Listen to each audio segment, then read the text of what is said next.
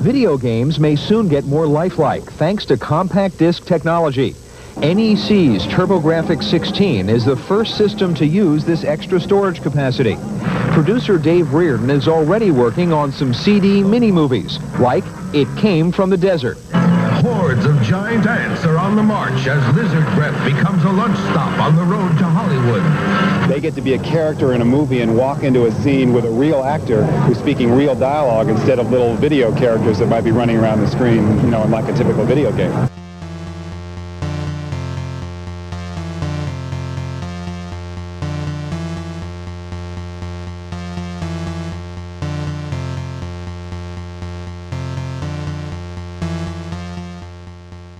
Hello, and welcome to Season 2 of Drink the Video Games.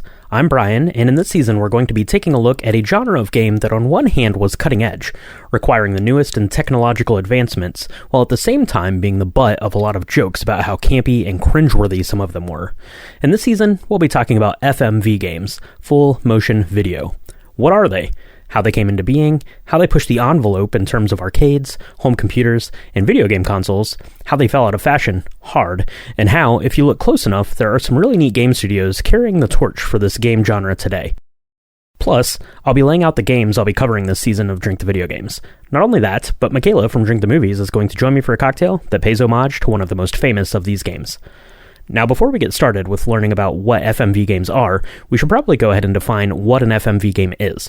Most people, I assume, think of an FMV game and they think of a game that has real actual people performing in them, either in cutscenes or in the gameplay itself. But an FMV game can actually refer to any game that has pre-recorded video, be it live-action acting performances, background video, or animation. The world on a silver platter. Magnavision, the new video disc player from Magnavox that plays discs from MCA Discovision, movies like Jaws. Even learn tennis. All these programs cost surprisingly little. The world on a silver platter. Magnavision. Only from Magnavox. Riches always has more in store. And of course, Riches has Magnavision in stock for immediate delivery. The year was 1972. MCA and Philips have gone in on a joint venture to create a brand new video disc and would spend the next 6 years of research and development perfecting it until on December 11th, 1978, the Laserdisc, aka DiscoVision, was presented to the world, and it would only take a few years before those record-sized discs would find themselves a new home inside of arcade cabinets. Laserdiscs had the benefit of holding a massive amount of data compared to the computer memory available at the time, and they let video game companies experiment with some new styles of games. Astron Belt by Sega would be the first of these arcade games, first shown off at the Amusement Machine Show in 1982. That game featured live-action film footage, while the player controlled the action of a ship flying over top of the pre-recorded science fiction film. It releases in Japan in March of 1983, but here in the US, we'd have to wait until June to get our first look at this new gaming technology in Cinematronics' Dragon's Lair. The most advanced video game you can play is awaiting your discovery at Showbiz Pizza Place. The princess is held captive, and only the brave knight, Dirk the Daring, can save her.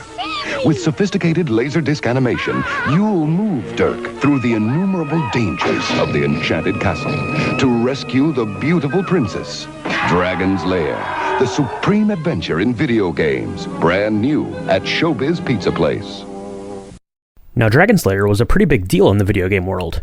More an interactive cartoon, but the Don Bluth animation of Dirk the Daring's quest to save Princess Daphne was beautiful to look at. Attention-grabbing, and having the latest and greatest technology would give arcade owners the opportunity to charge a little bit more to play the Laserdisc games.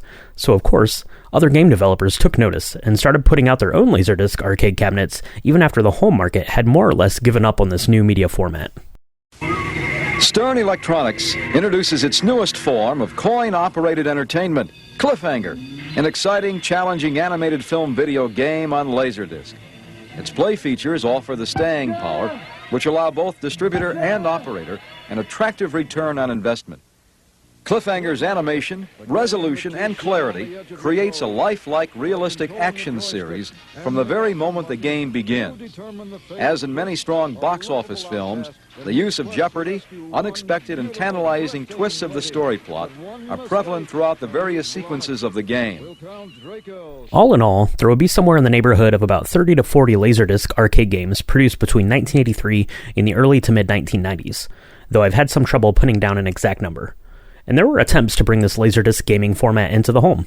The failed Halcyon console went unreleased, while the Pioneer Laser Active would release in 1993 for a whopping $970. But by then, the world had moved on to better, brighter, and a smaller FMV option, the CD-ROM. But before we upgrade our PC with the latest FMV game playing technology, let's take a quick break so Michaela from Drink the Movies can meet me at the arcade to see if either of us can rescue Princess Daphne, or at least have a martini in her honor. Well, hello, Michaela. Thank you for meeting me at the arcade today. And welcome to Season 2 of Drink the Video Games. How are you doing today? Oh, I'm awesome. Thanks so much for having me. Season 2. This is awesome. Season 2? Yeah, awesome stuff. In this season, we're going to be talking about FMV games, which is pretty exciting. It's kind of a niche video game landscape out there in the world of FMVs. Michaela, do you know what an FMV game is? A fun, magnetic video game.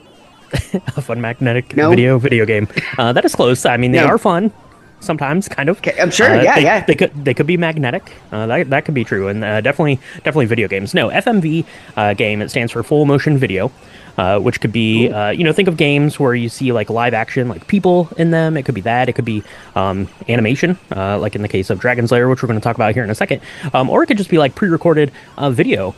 Michaela, I have it on good authority way back from our very introductory episode of Drink the Video Games that one of your favorite video games of all time is The Neverhood. That's an FMV game. Think about it. You get to those cutscenes, that is all pre-recorded claymation FMV game. Your favorite game of all time.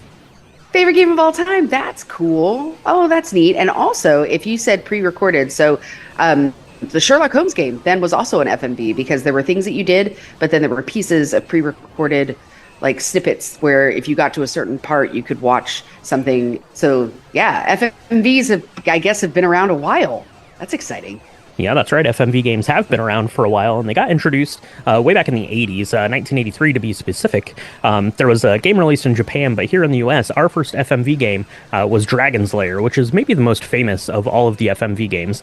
Michaela, you talked about playing some arcade games back at the old pool hall in your younger days. Did you ever throw a couple of quarters into Dragon's Lair?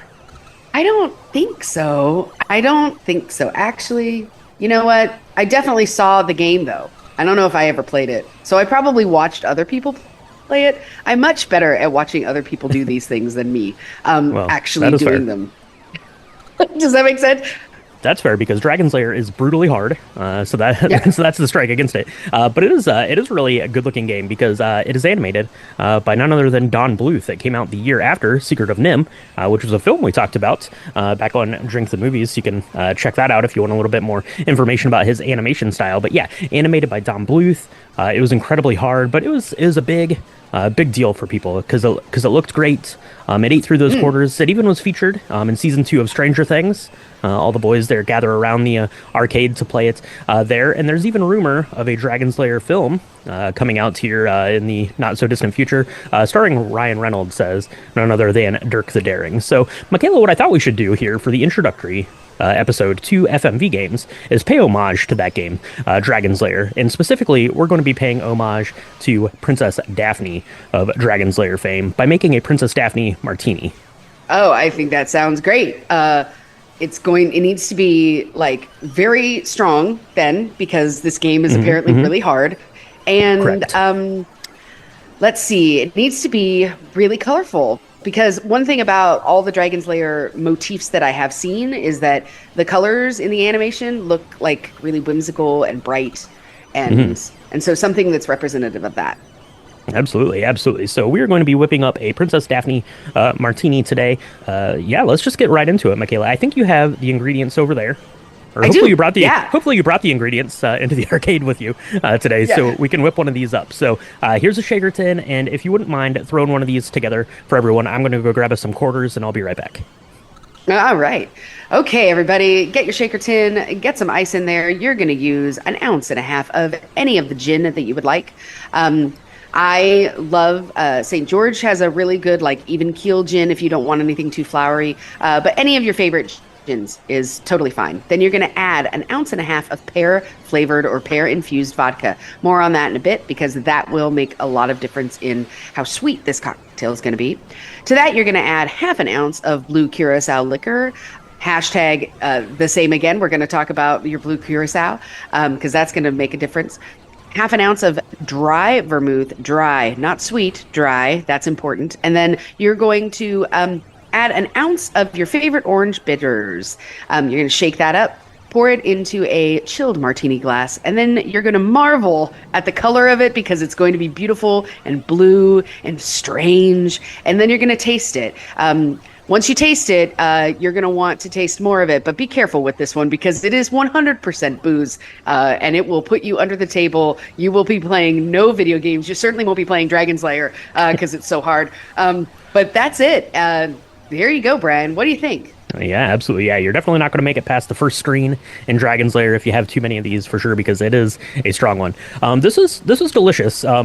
I'm a little skeptical a lot of times about fruit-flavored martinis because they turn into kind of these fruit bombs, these like candy sort of saccharin almost kind of things. But the ingredients here are important, and they keep that kind of at bay, but give you a little bit of whimsical fruit notes to it. So you mentioned the pear vodka, Michaela. If you use a good quality one, you're just going to get some like essence of pear. I use an Absolute pear, which I think Absolute is a really good one for the broad spectrum of flavored vodkas out there. That's kind of the benchmark for those. You can go a little bit higher end than those, but you start going lower than that, you start getting into the candy coated sort of thing there. And Absolute has basically every flavor that you could imagine in vodka form, some way, shape, or another. And same could be said about blue curacao. Now, I used a really nice one from Giffords, which is nice and clean tasting. It lets that orange kind of shine through. It is a beautiful crystal clear blue color. Again, you can use a cheaper one, but, again, it's going to get a little bit more sugary, and maybe that's your jam, but certainly not mine. I wanted something nice and clean that reminded me more of a martini than of some candy flavored cocktail. So that is important there. And then the dash of orange bitters, it really just kind of makes that orange flavor from the blue curacao pop a little bit and gives it a little bit of a backbone to this cocktail. Sip and enjoy. A lot of booze in this one. Very martini-esque. You have to remember, martini's in the name. Two is the most you're allowed, right, Michaela? So that's right. Sip and enjoy. What do you think about this, either in construct or in flavor here? So I was really worried when I read all the ingredients that it was going to be a sugar bomb and just super, super sweet, and I wouldn't enjoy it at all. And B, that one would make me feel real buzzed, and I would be useless, even more useless at video games than I am already. But that's why we kind of hashtag or we, create a caveat around the pear vodka, around the blue curacao. I think that it's a much the sweet spectrum on this can be really wide, and that's kind of what makes making cocktails and mixology so interesting, right? Is that depending on the actual brand of ingredients you use, you can have a very different flavor profile. The gin is going to make a huge deal in this as well, which is why I opted for a very clean kind of cut and dry gin that doesn't have a lot of florals. If you did Mr. Pickles does like this really beautiful floral gin that would have been amazing with this, with the blue vodka. It's in a blue bottle with the because some of the undertones of that is very, I think, like star anise and pear, which might have made it too peary, but I didn't have any Mr. Pickles gin with me, so I'm going to remake this and test that out. Maybe we can talk about it on a lobby bar or something. But I think that this is really inspired, and I loved the color. I thought that it was just, it's something that if you ordered at a, really fancy cocktail bar, I think you'd be pretty pleased with, as long as it's not too sweet. Because if that's your jam, then you can definitely make it that way. But if you want something like you that's a lot more dry and a lot more varied in flavor and kind of construction, I think that there was room for this, and I really love that. Yeah, absolutely, absolutely. This was a tasty one, and I think that it pays homage to Princess Daphne, one of the original video game princesses out there. Does her justice for sure. So go ahead and mix one of these up. Have a good run or two at Dragon's Lair.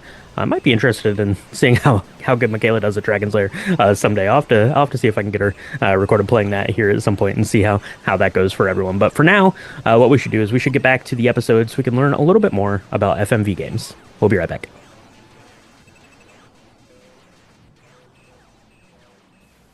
CD-ROM software has generally been limited up until now to niche markets, businesses that need to access gigantic databases, users who want to work with multimedia resources. But the CD-ROM drive may soon become as ubiquitous as the old Apple II. For here at the Edison Montessori School, kids are playing with a new educational game from Sierra Online, Mixed Up Mother Goose, off a CD-ROM. From games to reference works to mainstream business applications, computer programs are increasingly being published on a compact disc. Today we take a look at the newest in CD-ROM software on this edition of the Computer Chronicles. More or less developed on the coattails of the Laserdisc format, the CD-ROM had a few really good things going for it. It would be digitally encoded, as opposed to the analog encoding of the Laserdisc. These discs would be smaller and easier to incorporate into computer systems, and the big guns of the computing world all agreed to set a standardized set of rules to new compact discs. That means that the CD-ROM would take over the computer world fast, finding a home in nearly every new personal computer by the early 1990s. First, there was Atari. Then there was Nintendo. Now, the next generation video games, TurboGrafx 16 and TurboGrafx CD for live video games and 2,000 times more memory. Turbo Express Portable, Turbo Chip compatibility, basic system $99.99. TurboGrafx 16, the next generation now.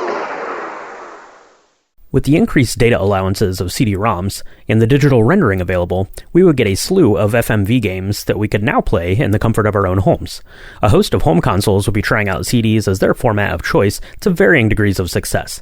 1988 saw the introduction of these consoles with the PC Engine or TurboGrafx CD-ROM, which played some of the first home FMV games, Sherlock Holmes Consulting Detective, and It Came from the Desert. The Philips CDI and Sega CD would release in 1991, and the 3DO would come out in 1993. Arcade video games, computer-driven coin-munching creations that were born some 30 years ago with the game Poing, and they've come a long way. And now there's a new twist. Movie-like action allowing the players to really go west. Now the hottest game in the arcades is something called Mad Dog McCree. You plunk in your money, you start shooting down the bad guys right away. And good guys, if you're not careful, unlike Western movie action, what the characters do changes all the time depending on how fast the player is with the quick draw. More than 500 of these games are now in the arcades worldwide. So now that we have the technology, let's talk about some of the games. The highly controversial Night Trap, originally developed for a never-released gaming system called the ControlVision that would have relied on VHS tapes, would eventually find a home on the Sega CD in 1992. Developed by Digital Pictures, who made a lot of the FMV games people like to point at when they make fun of FMV games.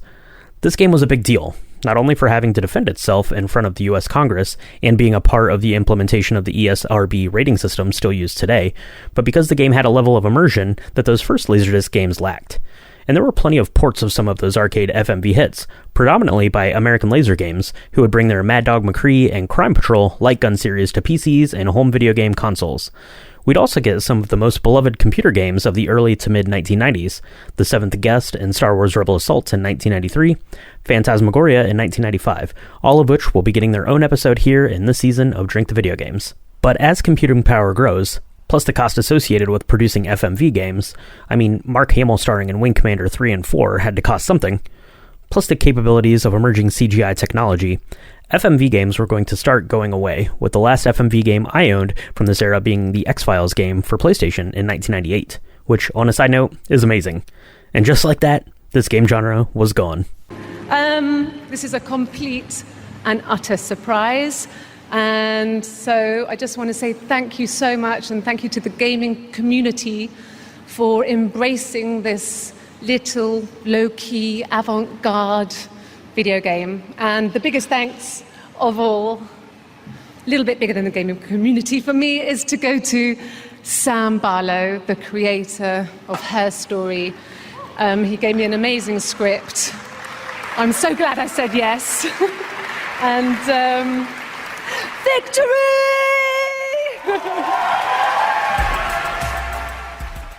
So where does that leave us? Is this game genre really done and dusted? In a way, most of the modern story-heavy games that we play today owe a great deal to the narrative force of those early PC CD-ROM games. The cutscenes of Metal Gear Solid, our ability to connect with Kratos in God of War, heck, there's even a live-action Last of Us TV series, which if you ask me, is just a quick-time event away from FMV greatness. I kid, but only kind of. Besides, there's plenty of FMV goodness out there if you want to look for it. In fact, some of the best FMV games of all time have come out in the past decade. Sam Barlow's Her Story, which I'll be covering in this season, won Polygon's Game of the Year in 2015, not to mention a host of others. The Shape-Shifting Detective by Wales Interactive and Diavecchi Studios, Not for Broadcast by Not Games, as well as Barlow's other FMV masterpieces Telling Lies and Immortality, just to name a few. To me, FMV games really hold a place of nostalgia. Even when I see a modern version of one, I can't help but be taken back to the 1990s, playing Rebel Assault on my Packard Bell 486.